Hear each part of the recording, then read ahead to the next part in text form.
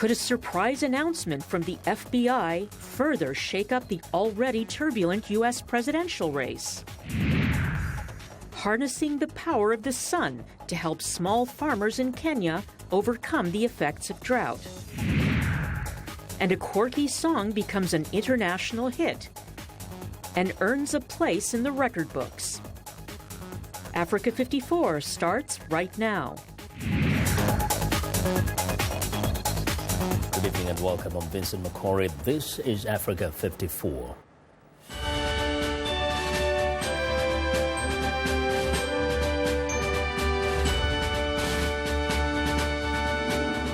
While furor continues to build over the FBI's announcement that it is reviewing a new batch of emails that could pertain to Hillary Clinton's handling of the electronic communication as Secretary of State, a case the FBI closed in July. U.S. law enforcement officials say FBI investigators knew weeks ago that emails found in a separate probe may be related to the Clinton email case, but it is unclear why FBI Director James Comey waited until Friday, only weeks before the election, to announce the probe. VOA's Michael Bowman has more. From Democrats, there is astonishment and disbelief. It's pretty strange to put something like that out with such little information right before an election. It's just extremely puzzling. I just have no way of understanding these actions. They're completely unprecedented. For Republicans, a chance to underscore a central line of attack on Clinton. A vote for Hillary is a vote to surrender our government to public corruption, graft, cronyism that threatens the survival of our Constitution itself. He just sees that there's this constant cloud of corruption that follows Hillary Clinton around. And for the FBI to make this remarkable move 11 days before the election means there must be something there. The latest emails were uncovered in a separate FBI investigation of the estranged husband of a top Clinton aide. Friday, FBI Director James Comey informed members of Congress of the existence of the new material and the Bureau's intention to examine it. Democrats are crying foul. It happens close to an election, which is in violation of normal Justice Department protocol, and it involves talking about an ongoing investigation, which also violates the protocol. And as far as we know now, Director Comey knows nothing about the content of these emails. We don't know whether they're to or from Hillary at all. And so this is a distraction. The criticism from Democrats is a reversal from July when they cheered Comey's conclusion that no criminal charges should be brought against Clinton for using a private email server in her home to store communications during her tenure as President Barack Obama's first Secretary of State.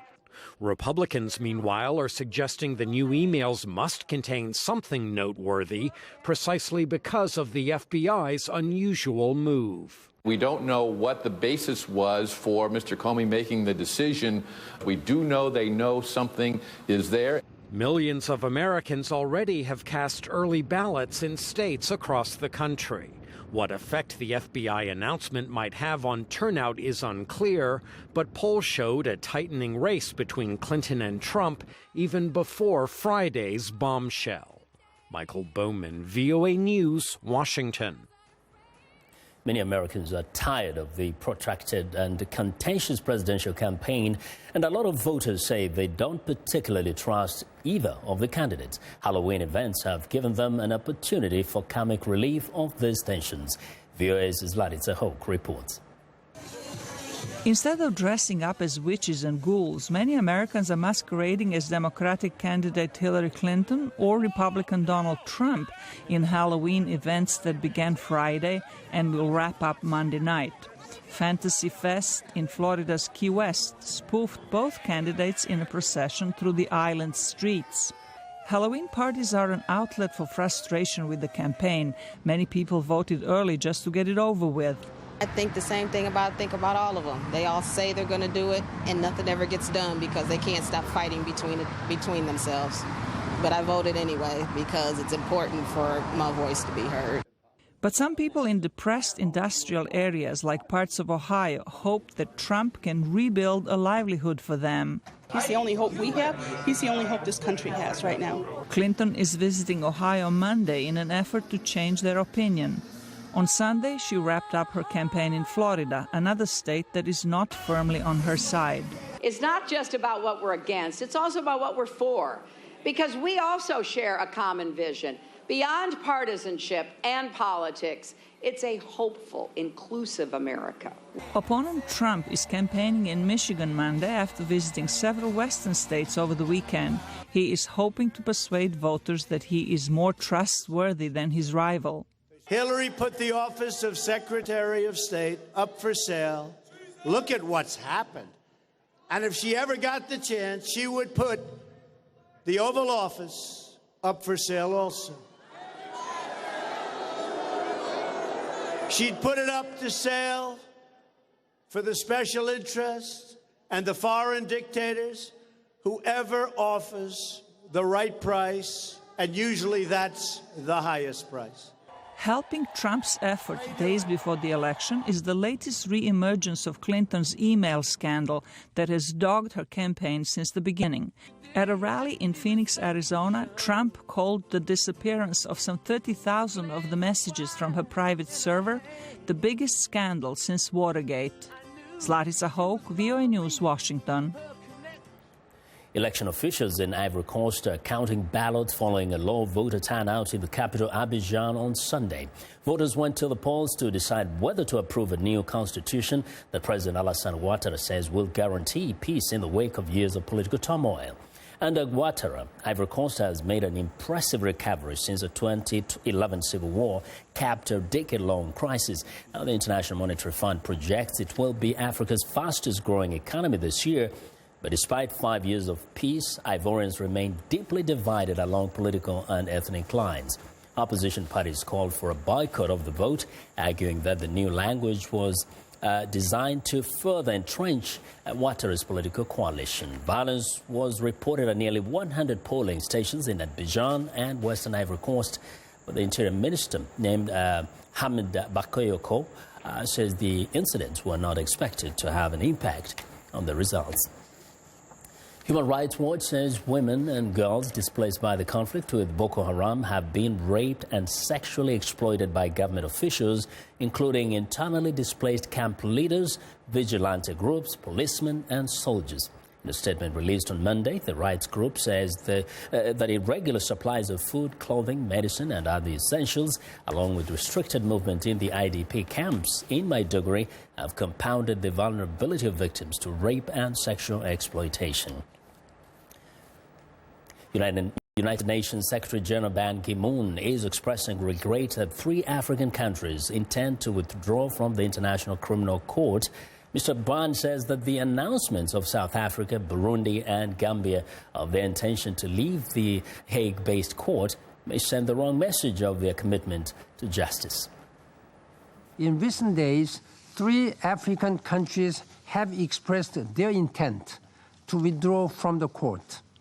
I regret these steps, which could send the wrong message on these countries' commitment to justice.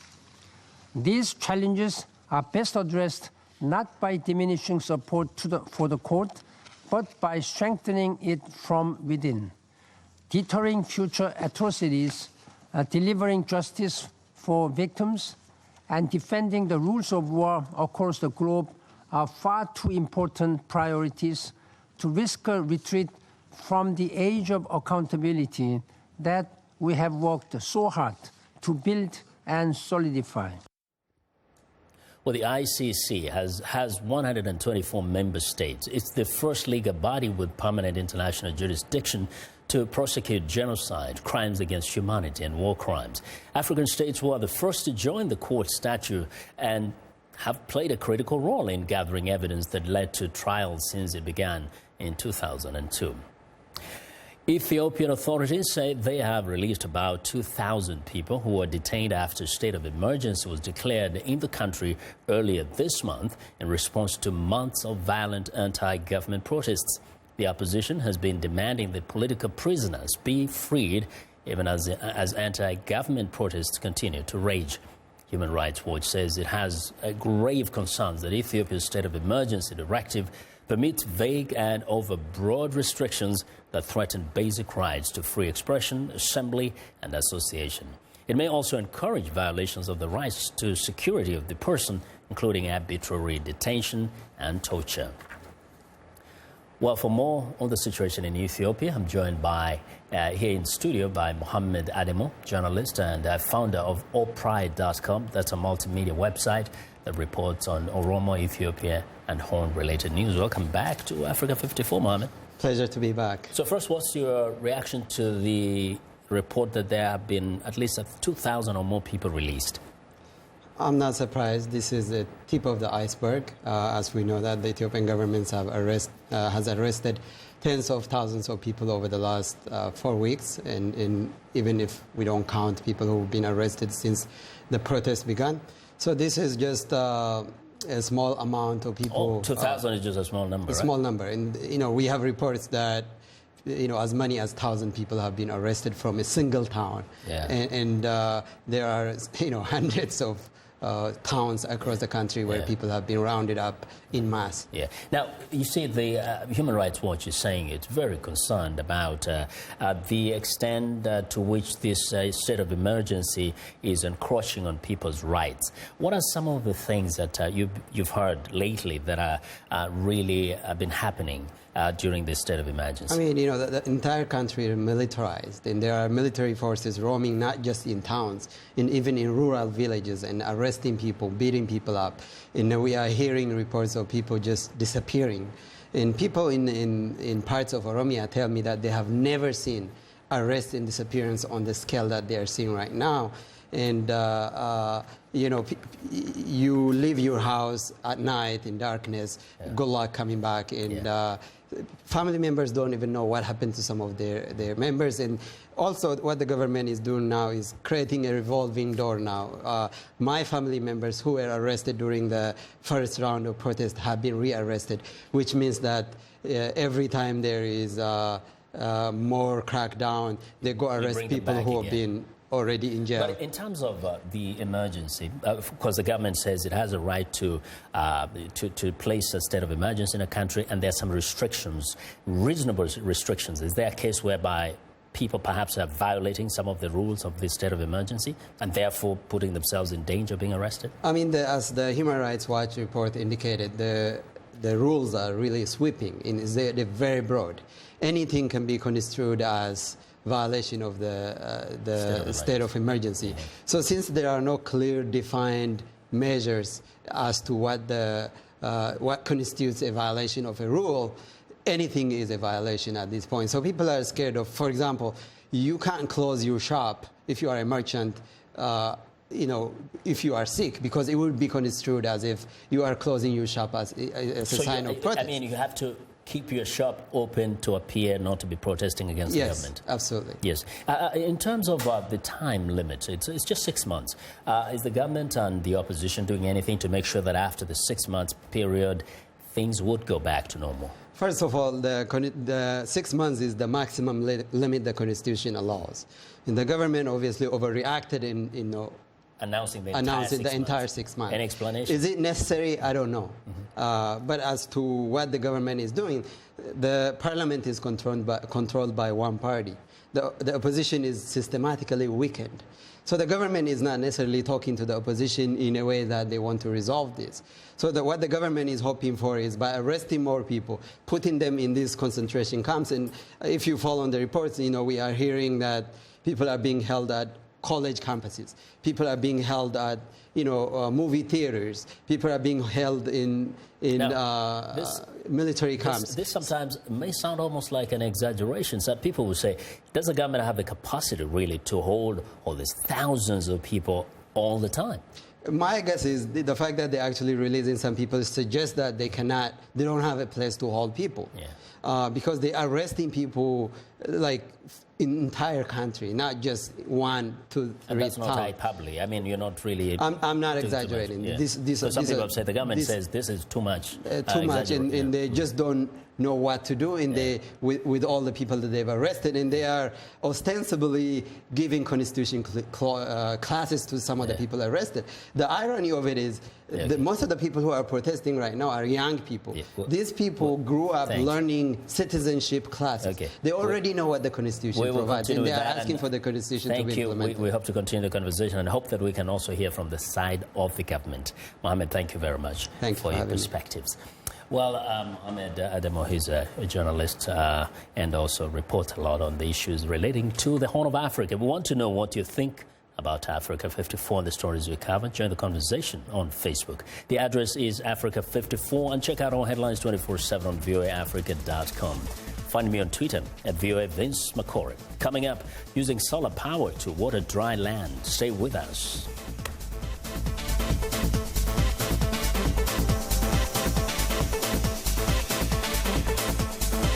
News and notes.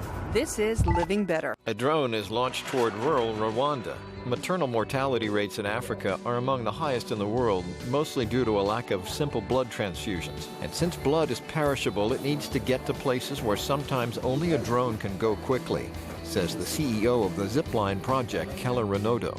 So this is a really urgent product. I mean, 80% is going toward people moms and kids whose lives are on the line. The battery-powered drones, called Zips, are miniature planes with a range of 150 kilometers, flying up to 70 kilometers per hour, and can carry 3 bags of blood.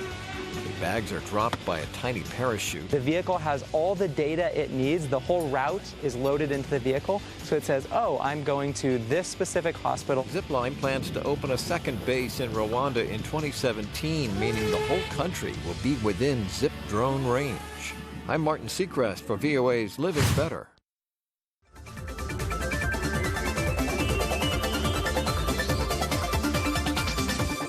Well, still in East Africa, Kenyan farmers are embracing friendly irrigation systems that keep their plants watered around the clock throughout the year. VOA's Paul Ndiho has more. Irrigation can be a problem for small-scale farmers in Africa. In Kenya, many are harnessing that power to help them irrigate their fields. Drip irrigation can mean the difference between living on the breadline or being able to grow an agricultural business. Peter Mathenge has installed solar panels in his field to power a drip-filled irrigation system on the outskirts of Nairobi. For me, solar irrigation kit is very important. Without it, we spend $300 every month, actually more than $300 every month, to buy diesel. And with agro-solar irrigation kit, we use it.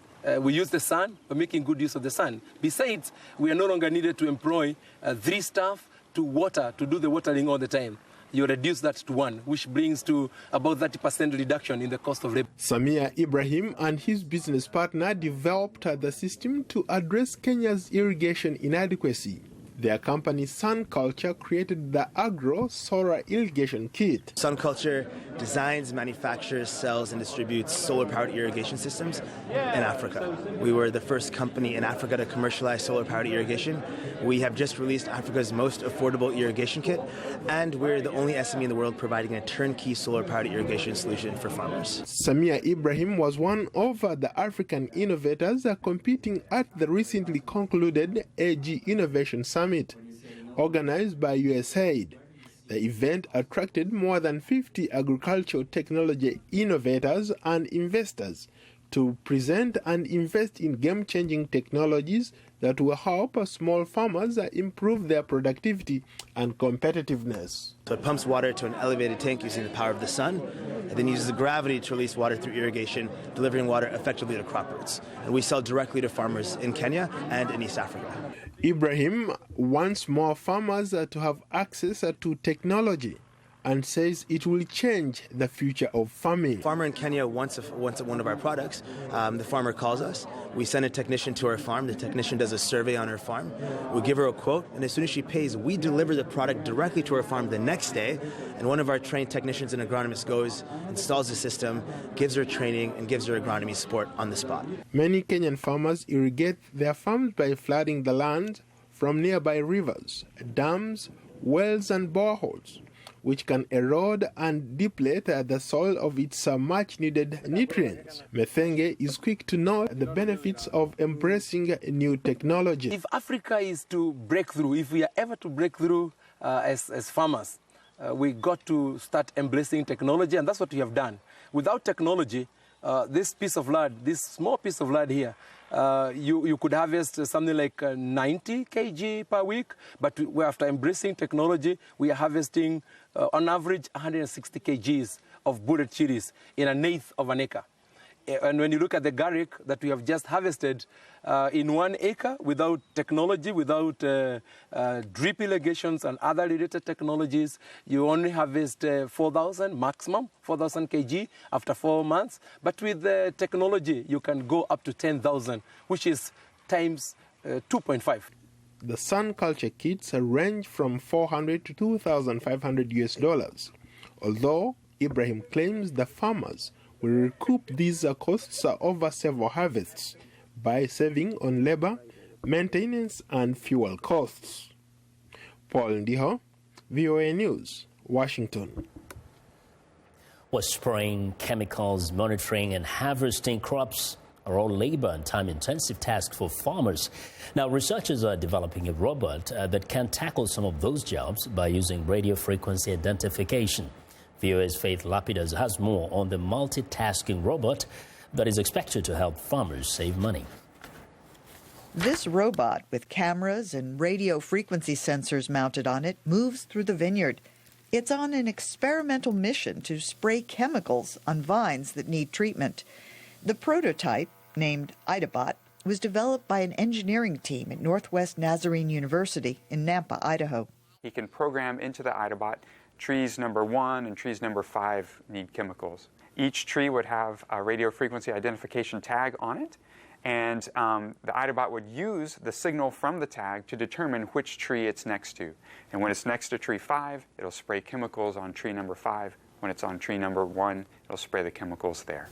Josh Griffin, one of the project leaders, says the autonomous robot can be integrated with other technology, like monitoring drones. It carries a multi-spectral camera that captures images of vines or fruit trees for processing in the computer program. In this case, the lighter the red, the more chemical treatment the trees need. Griffin points out the robot would help farmers save money on labor and create a much smaller chemical footprint than indiscriminate spraying. It automatically, without human intervention, applies the chemicals, and then it does so at very low pressure, so it does so very precisely. The chemicals go where we want them to go, not overspray to other areas. The team, comprised of students and professors, is also developing a fruit counting application that can be integrated into the IdaBot. It's a vision system to accurately estimate fruit crop yield. We will be using 4 camera, color, near-infrared, and stereo camera that will take images from each tree as IdaBot moves along the orchard, and then we will use those images and create a computer program to estimate the number of fruits on each tree. Farmers like Michael Williamson, who owns an orchard in Caldwell, Idaho, is looking forward to trying it out. I am very excited about this experiment and this machine that can count our fruit. We can get a better price from our customers if we pre-order or pre-sell our fruit months in advance. Sometimes it can be better than 20%, and that is the important part about the fruit counting. Griffin estimates a no-frills IdaBot that primarily uses radio frequency identification technology would be relatively low cost. We do anticipate that it will be fairly affordable. Kind of on the order of maybe buying a pickup truck or something like that. The researchers expect the money farmers save using the multi-purpose robot will eventually benefit consumers with lower fruit prices. For producer June So, Faith Lapidus, VOA News, Nampa, Idaho. Well, it's time now for a short break. Still to come on Africa 54, a surprise viral hit burns up the music charts while setting a new world record. We'll be right back.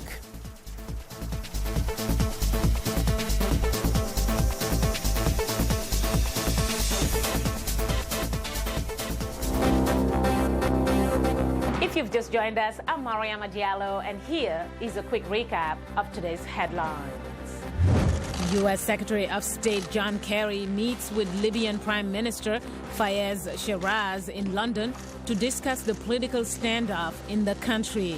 In Morocco, thousands gather around the country to protest the death of a fishmonger in Al Hoceima who tried to stop a municipal worker from confiscating his wares.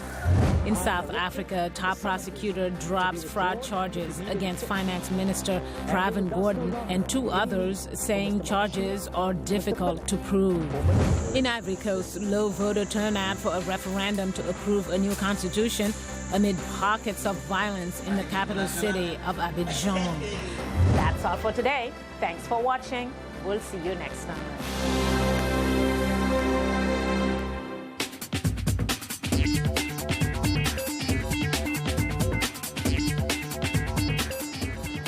Welcome back to Africa 54. I'm Haiti Adams-Fitzpatrick. Here's what's trending this Monday. The comedian behind PPAP, the meme sweeping Japan and other parts of the world, says he is shocked by the global success of his Pineapple Apple Pen song. Pikotaro was relatively unknown before PPAP took off in September. The track has more than 65 million YouTube views. It was the first Japanese song on the US Billboard Top 100 Singles chart in 26 years. He says the song cost only $1,000 to produce during a 6-hour session in a rented studio. And in yet another milestone, the Guinness Book of Records has recognized PPAP as the shortest song to enter the Billboard Hot 100 chart. Song is such a strong word to use. To Cuba now. American-style Halloween parties are the island's latest trend, thanks to pirated U.S. movies and TV shows. Trick-or-treating hasn't taken root just yet, but across Cuba this weekend, elementary, high school and college students dressed up, danced and enjoyed festivities that few knew as children. Despite an embargo lasting about half a century, Cubans are now immersed in U.S. pop culture and American products brought by expatriates visiting family on the island. And finally, Twitter has announced that it will discontinue the video-sharing mobile app Vine as it moves to cut 9% of its workforce worldwide to keep costs down after beating Wall Street quarterly earnings expectations. The decision comes on the heels of a failed attempt to sell Twitter as it battles stagnant user growth and mounting competition from other social media platforms.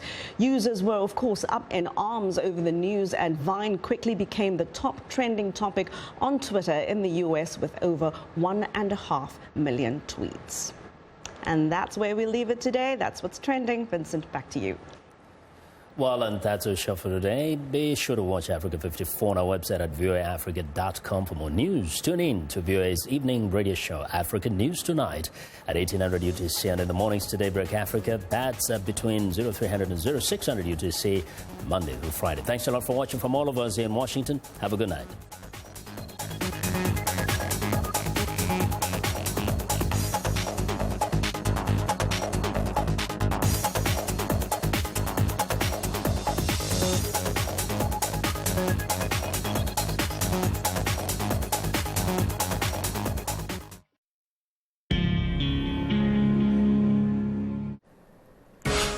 Je suis Linor Moudou avec Africa 54. Vous êtes sur La Voix de l'Amérique. Suivez-nous sur facebook.com/La Voix de l'Amérique.